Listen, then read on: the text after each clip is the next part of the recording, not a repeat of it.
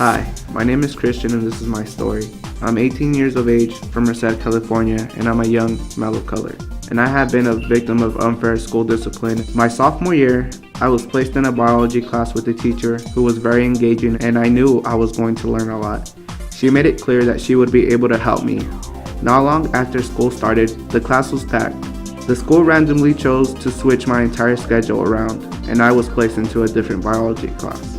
At the beginning, I was sitting in front of the classroom, but as weeks went on, I was moved to the back of the classroom, next to the skeleton. I even named him. His name was Pedro. I wasn't sure why. This teacher seemed to have such a problem with me. Why was she treating me differently? One day, she told us to work in partners on an assignment. I was working on the assignment with my partner, but 10 minutes into it, she told me to leave. She said, "You can blame the way you're growing up on your parents." My parents have always been very strict.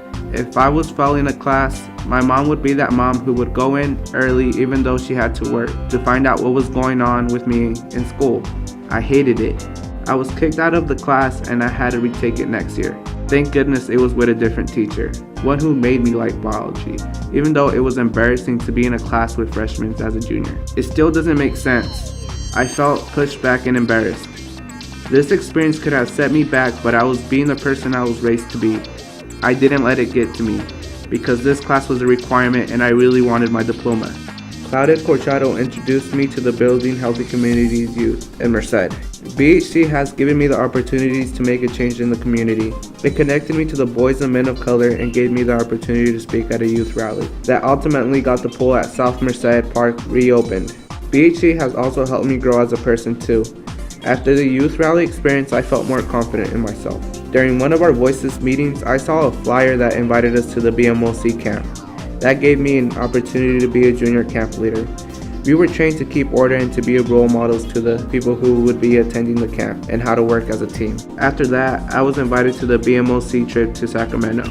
We went to tell our stories to legislators. They heard our stories and I felt that they actually listened to us and it had an impact on them. If I can stress anything to legislators, every kid has their own way of learning, their own way of dealing with things, and their own different personalities. That's what makes people who they are. Give them the freedom to be themselves and watch them grow in all areas. Educators need to realize we are not cookie cutter kids. Don't treat me like I'm just every other kid.